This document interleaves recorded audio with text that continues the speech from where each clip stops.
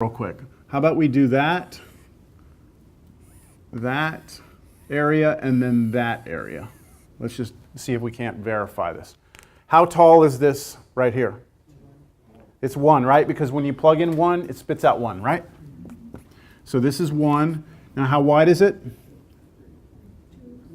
2 wide, right? So this is 2. So the area of this is what? 1 times 2 is 2. That's the area of that. Okay. Now how wide is this triangle? 2. How tall is it?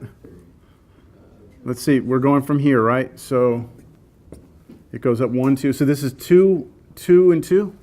2 and 2, like that. So the area of that is half of the base times height. So that's also 2, isn't it? So the area of this one is 2. So the total area, the answer we should get should be 4, shouldn't it? Okay. Now let's do that with the fundamental theorem of calculus. And I'm going to do it right here underneath this. The integral that we set up is the integral, and then the lower limit of integration is what? 1. Okay, it's always going to be like lower, just think lower to the left. Right, upper is going to be the one to the right. So 1 to 3. Now what's the function? Just x, right? Because that's the function I gave us. X dx. Now the intermediate step is for you to actually just find the antiderivative of x. What's the antiderivative of x? 1/2 x squared, right? Now I'm not going to put plus c. Normally I'm not going to put plus c, but I'm going to put it here just so you can see. I'm going to write it real small in blue. You'll see that that plus c doesn't matter, and you'll see it on the next step. But that's the antiderivative, right? Right here. Now I put a bar, I put 1, and I put 3. This bar just reminds me I'm not done. I still have to actually plug things in. So now I go to the last step. Capital F of b minus capital F of a. So that means I'm going to plug a number into the antiderivative, and then plug another one in, and then subtract them. The order here matters. You have to do the b before the a. That's the theorem. So I like to put 2 sets of parentheses here, like this. That's just the way I like to do it. And I know I've got to put something here and something here. So what goes in here is what I get when I plug 3 into this, right? So I go 3 squared, 9 times 1/2. 9/2 plus c, right?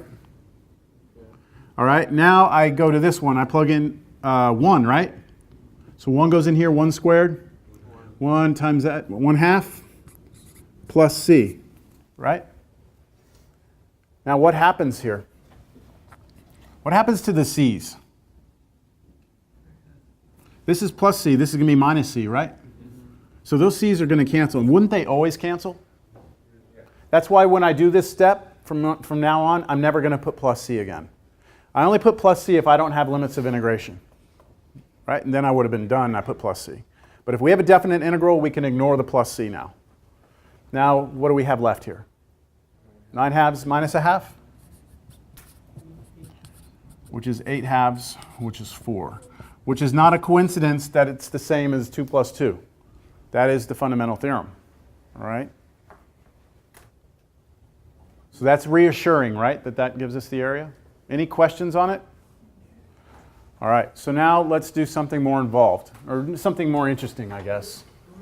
What about this function? What about the sine function? I'm interested in the sine function right now. And I'm sure you've had this same thought. You're sitting there on the weekend, probably out with your buddies or friends or whatever, hanging out. And you bring up your phone, you go to Google and you say, you know, graph of sine, and you're just fumbling around on your phone, right? And so you're looking at the graph of sine, right? And you've probably wondered to yourself what the area underneath that first arc is. And we call this an arc of sine, not arc sine. This is the first arc of the sine function. Right? You're sitting there, you've wondered that, I'm sure. Like, what's the area under that? Now, let me ask you this. I'm sure you don't know what it is. But do you think that it's a nice number or an ugly number? You think it's a nice number? You think it has a pi in it? So, I mean, the area of a circle has pi in it, right? I don't know. It seems to me it seems like that should be kind of a weird number. That's what it seems like to me. All right, so let's figure out where are we going to start. If we're going to go here to here, where's that starting point? 0, and then what is this first point right here? Pi over 2. Or is it, you sure? It's pi. That's not pi over 2. Because it's 2 pi. That's right. A full period is 2 pi, right? So this is pi. Pi over 2 is here. Right? So if I want to find that area, what's my integral going to be? So definite integral. Integral. Okay, so pi up here and then 0 here. And then I'm integrating the sine function, right? Okay. No big deal, right? You can find the antiderivative of sine. Antiderivative of sine is what? Negative cosine. So I'm put negative cosine of x here, right? I'm not going to put plus c. I'm going to put 0 here and pi here. And now I get to plug in two things. So I'm going to do equals. I'm going to do set of parentheses. That's just what I like to do. And what goes first? What gets plugged in first? The pi, right? So you can go negative cosine of pi. Then I'm going to plug in 0. So negative cosine of 0. So we need to know what cosine of pi is. So this goes back to pre-cal. Cosine of pi, negative 1.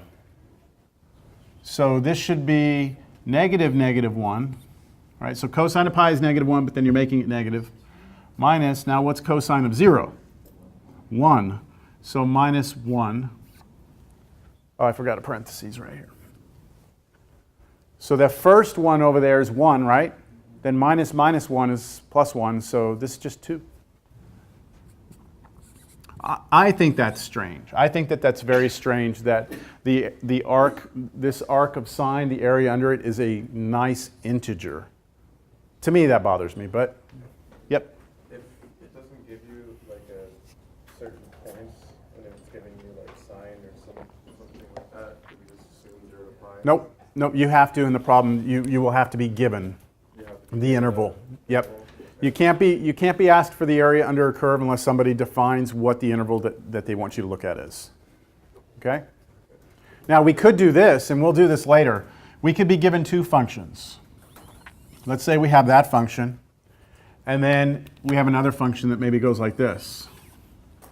We could be asked to find the area between them, which would mean you have to go find these points of intersection. That could happen.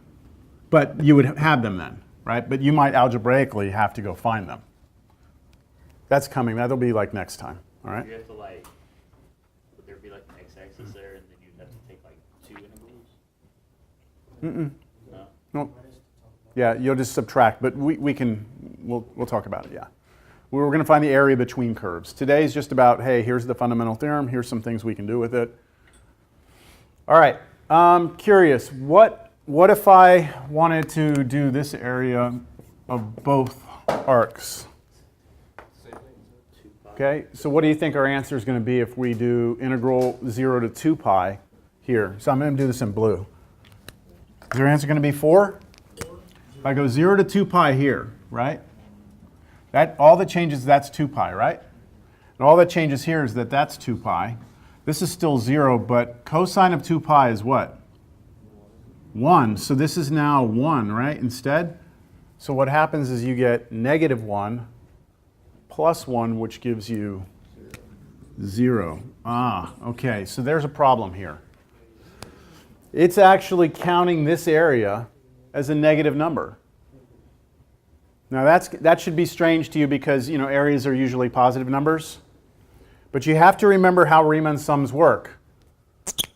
If I were to do a rectangle in here, right, the width is always positive, right? The height is the function's value. So if that height is positive, you're going to have a positive number times a positive number. That'll be counted as a positive area. But if I go over here and I draw a rectangle this way, the width is positive, the height is the function's value, and if the function's value is down here below the x-axis, that's a negative number. So the width times the height is negative, so that's going to count that as a negative number in the sum. And so you're going to have a bunch of positive rectangles, right, positive areas, and a bunch of negative areas, and since it's symmetric in some sense, they cancel each other out and you get 0. So we have to be careful when we're trying to find areas that if we have our graph dip below the x-axis and come back up, it might be taking away from, offsetting things that are happening above the x-axis. So we just have to kind of have an idea of what the function looks like. Just be careful, that's all. We'll do more of that later, all right? I just want you to see that that happened. Now, are you ready for the area of a circle? Pi r squared? All right. Let me do this before I get into that because I've got, 20, 30 minutes? That's plenty of time.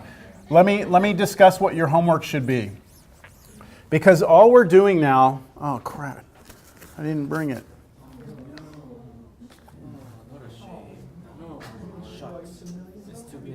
Yeah, it's to be announced, but I didn't bring my book. Who has a book? I know you want to do homework. Here we go. I'll write this down on the board.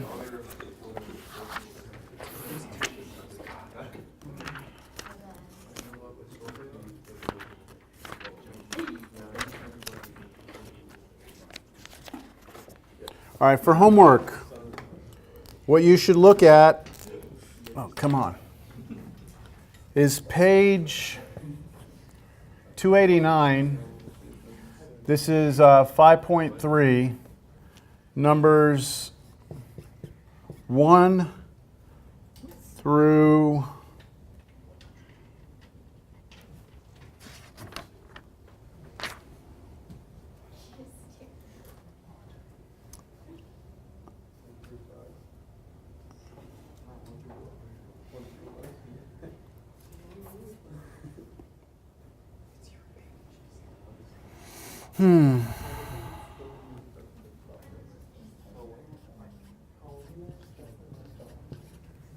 1 through 25 odds. Thank you, sir. Feel free to do the evens. Let me point something out about this homework assignment. It is coming from chapter 5, right? What chapter have we been working in? Chapter 6.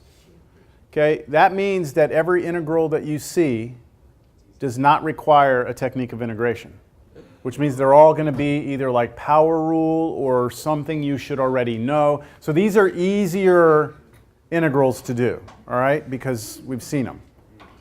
Or not we've seen them, we've done much harder integrals. The only difference now is that you find the antiderivative, you plug in the 2 points. That's the only thing we're adding to this now, right? So I would encourage you to also maybe go back and just go to your past homework problems, the ones where they had the numbers and I told you don't do those, like ignore the numbers. Now go and just take those two numbers and plug them in and see how you do with that arithmetic and see if you can get the same answer as the back of the book. Does that make sense? That would be my advice, just to get that practice. You don't need to go through the whole problem again, although that wouldn't hurt. Yeah. Question? Was there a question? Okay, we're good? All right, so that's the homework. Now, let me prove that the area of a circle is pi r squared.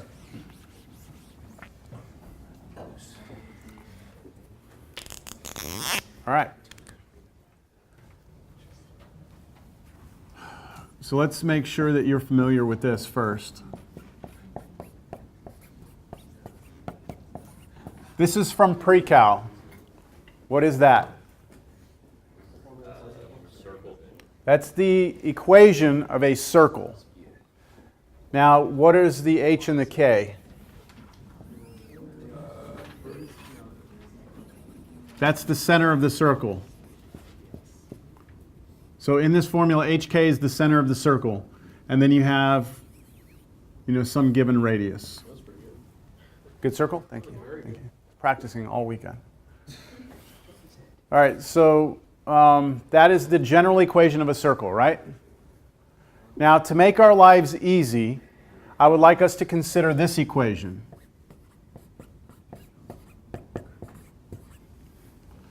That's still a circle with the general radius of r, right? But where is it centered? At the origin. So let's consider this circle right here. Yeah. I was told many years ago that if you want to draw a good circle, you do your offhand, your opposite hand, and then you swing like this. I don't know. Nah. Haven't done it in a while.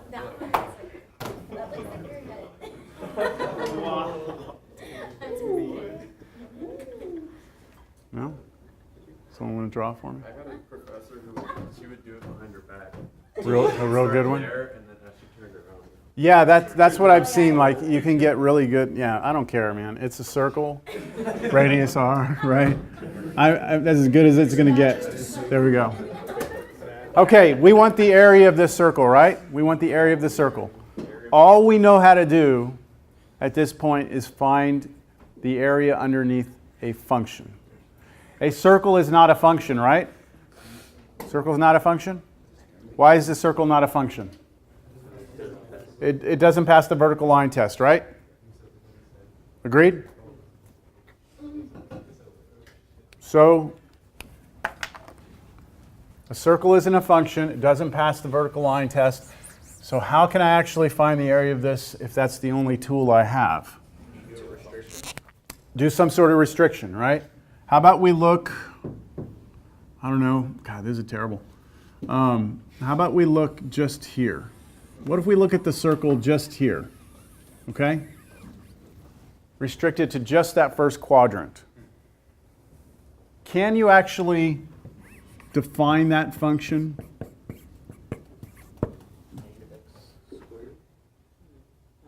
Not quite. This is the equation of a circle, right? Like, you can't get away from this. Whatever draws this blue thing has to come from this. So when we write f of x back in the day, wasn't that like f of x was y? Like y is equal to f of x? Like, that's always what we've done. So why can't we just take that and solve it for y? Right? Let's try it. You get y squared equals r squared minus x squared, right? That's what happened. You move the x squared over. Then you take the square root on both sides. Now you get a little problem here because when you take the square root, you get plus or minus. Then you have to take the square root of each of those. And no, you cannot take the root of each one separately. You can't do that. It's subtraction. So it's just stuck like that, right? Now, this is two functions, isn't it? The plus and the minus. The plus, if we just look at the plus, it actually draws the complete top of the circle. And then the minus draws the complete bottom of the circle. All right? So if you put those two together, you get the full circle. But individually, they're two different functions. All right? So because of that, I'm just going to look at the positive one. So the function that I'm looking at is just the root of r squared minus x squared. Is that all right? That should be, actually, that continues this way, like that. But I'm going to restrict it. So where am I going to restrict it? Where am I going to be trying to find this area? Trying to find this. So from here, right, that's this point right here. So from 0, so I'm going to say on 0 to where? Right here. That's r, isn't it? Isn't that little r? That's little r. It's the radius of the circle. Okay. So according to the fundamental theorem of calculus, the area here in red would be the integral from 0 to r. Now r is a number, it's an arbitrary number, right? It's the radius of our circle, whatever that is. We don't know what it is. And then it's the function dx, right? If we can compute that, we're in business.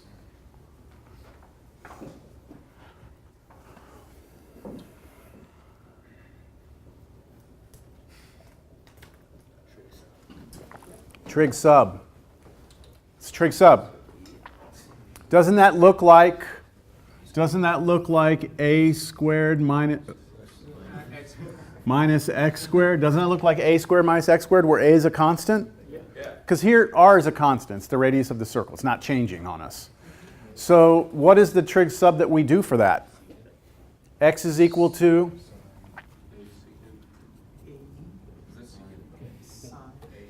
a sine theta, right? A sine theta. But what's a for us? A is r. So aren't we going to go x is r sine theta? right? And then this square root of r squared minus x squared, that automatically turns into r cosine theta. And then dx is going to be r cosine theta d theta.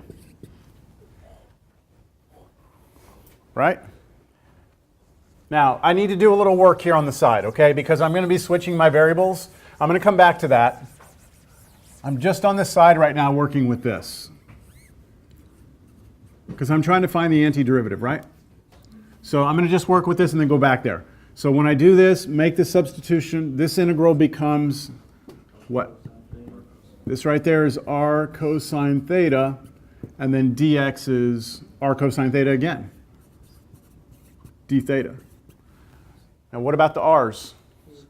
Take them out. R squared comes out. Ooh, pi r squared.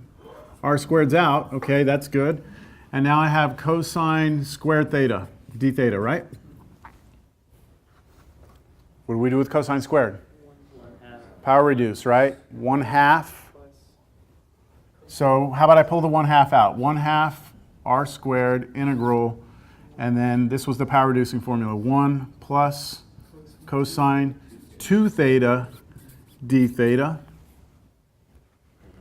And then we can integrate each of these. This should all look familiar. 1/2 r squared integral, no more integral, sorry. Bracket, theta, and then this we've done. 1/2 sine 2 theta, right? And plus c, but we're not going to need the plus c later. Then that sine 2 theta double angle identity turns into 2 sine theta cosine theta, and then the 1/2. I think this is probably the third time we've seen this in class. Is that wrong? In the homework you've seen it a couple of times. So this right here, this turns into sine theta cosine theta. Are we good with that? All right. Now we've got to get everything back in terms of x, right? So here was our thing, right? Our substitution. So that means x over r was sine theta. So that means arc sine of x over r equals theta. So I'm just doing the trig sub on this. I have to figure out what theta is, so I go back to my substitution, solve for theta. So that right there is going to be replaced with arc sine of x over r. Yes? And then sine theta cosine theta, I could get that off the triangle. So this is I already know sine theta is x over r, but if I do that, x, r here, and then this one is the root r squared minus x squared. So I'll be able to figure out sine theta being x over r, and cosine theta is going to be root r squared minus x squared over r. Okay? I think I'm ready. Let's see here. I think I'm ready. This is equal to the antiderivative, which is 1/2 r squared bracket theta, which we said was arc sine of x over r, and then plus sine theta, which was x over r, times cosine theta, which is this over this.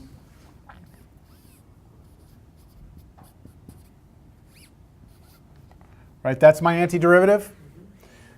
Close the bracket. I don't need a plus c. Then I put this bar over here. I put 0 here, and I put r here, right? We're almost there. Okay. Cool for you to use like arctangent. Arctangent for theta? It wouldn't matter. It would all come out the same. All right. I'm going to first plug in r, right? I'm going to plug in r for what variable? For x, right? Because everything here is done in terms of x. So let's plug in, and look, I'm going to do a big old set of parentheses here. Okay, what happens when I plug in r? This looks complicated, but it's not going to be. All right, so we have 1/2 r squared bracket. Okay, when I plug r in here, I get r over r, right? Which is 1. What's arc sine of 1? What does that mean? That means at what angle on the unit circle is your y-coordinate 1, right? Because sine is the y-coordinate, not the x-coordinate. So at what angle is your y-coordinate 1? Pi over 2. So when I plug r into this, I get 1. Arc sine of 1 is pi over 2. So that's pi over 2. Plus, now check this out. This one's great. When I plug the r in here, right, I get r over r, that's 1. But check out what happens when I plug r in right there. R squared minus r squared. 0.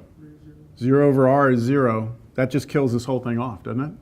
So I get plus 0 here. Now, let's plug in 0 for x. 0 for x right here.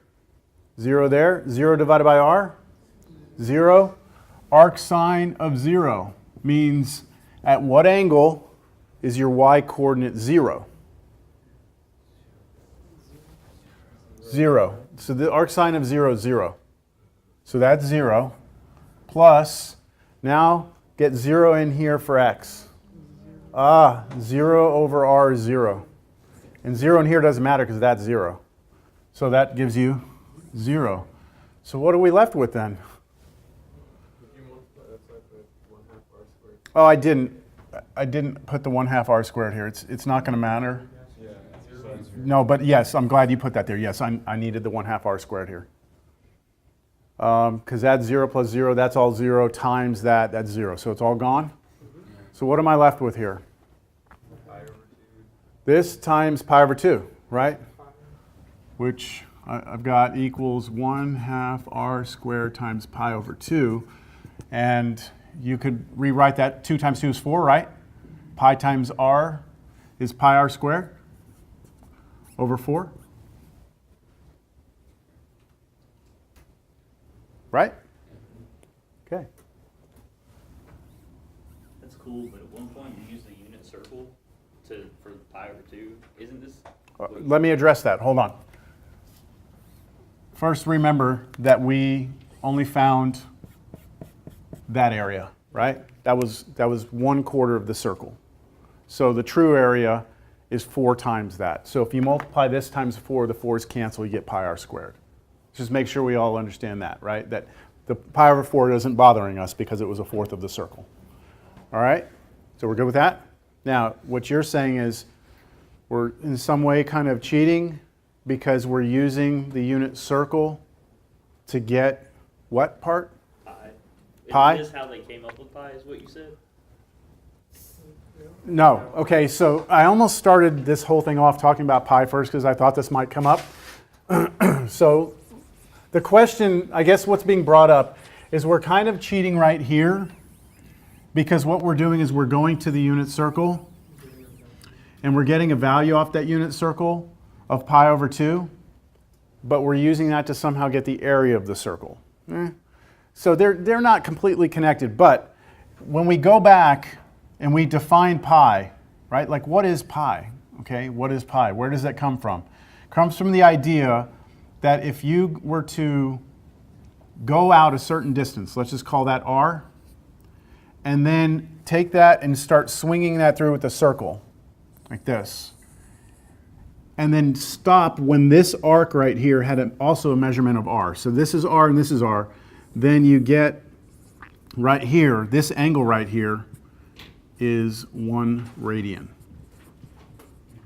Okay, that's what a radian is. It's when the radius is equal to the length of the arc that you swing through. Okay, so when you come and you go, you know, another radian, here's another radian, 180 degree, no, I did that wrong. 180 degrees is 3.14 radians. It's pi radians, right? So the fact that we're using the circle to build up this angle pi over 2 is somewhat unrelated to the area of it. And so I don't know if that is okay with what you're asking. You know what I'm saying? Like the buildup of pi over 2 does not rely on areas of anything. It relies on our understanding of angles within circles, but not the area of it. Now, pi has a very simple definition. We all know this formula? If you look at a circle, the circumference divided by the diameter is pi. So that's your definition of pi. It's the ratio of the circumference over its diameter. That's another way you can define it, but you can also look at it in terms of angle measurements. I don't know if this is satisfying you at all. Yeah. You sure? Yeah. Okay, all right.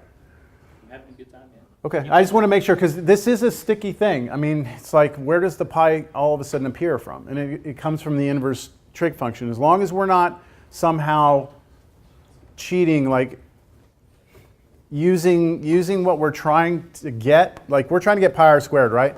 As long as we're not using pi r squared somewhere to get pi r squared, then it's not a circular argument. And we're not, because this is the only thing that we're relying on, and that is not defined in any way by the area of a circle. Okay, yeah, so that's it. That's the area of a circle.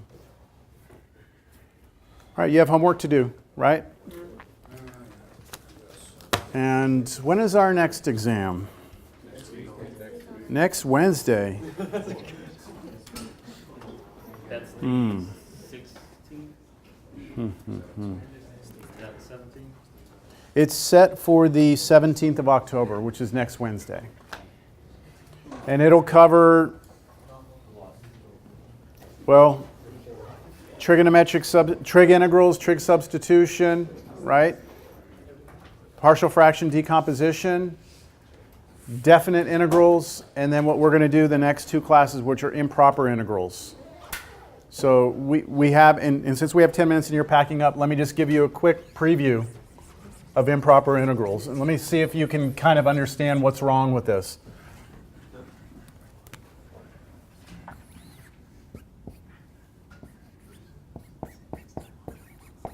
What do you see? What do you see as an issue here?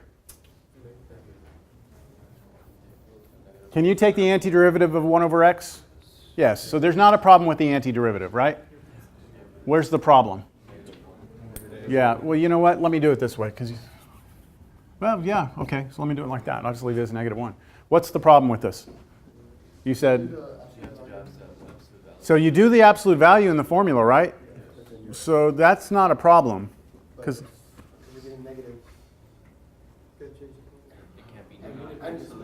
yeah, but look, what's the antiderivative of this? Natural log of the absolute value of x, right? Yeah. And then you go -1, 5, right? So you plug 5 in there. You can do that, right? Yeah. Plug -1 in there, take the absolute value, you can do that, right? It's the same like if you were to just plug It would be the same. But there's something else fundamentally happening here that you need to realize that's a problem. Oh, it's 5 minus. We have to. Look at the function 1 over x. Look at 1 over x. Where is it undefined? 0. And 0 is in your interval, right? Look, between -1 and 5, right? If on a number line. Like if you were to graph that function 1 over x, I don't know if you remember what it looks like, but it looks like this. It goes like that, and it goes like this, right? We're trying to find the area between -1 and 5. Look at this. Uh-oh, uh-oh, uh-oh, right? And then what about over here? Uh-oh, right? Uh-oh, what do you do here, right? We have an asymptote. We have an asymptote in there. It's going to turn out that sometimes we actually still get a numerical answer. Like sometimes this area is finite. It gets kind of weird that happens. And then we can do something like this. Take a look at this integral. This one is going to be weird just right off the bat when you look at it. So I'm going to go, I want to know the area under this curve. Same curve, right? 1 over x. But I want you to start at 1, and then I want you to go this way, I don't know, let's say forever, infinity. And what's the area? Do you see that these are two fundamentally different problems, but they kind of have the same thing happening. It's like you have an infinite sort of area in there. Do you see it?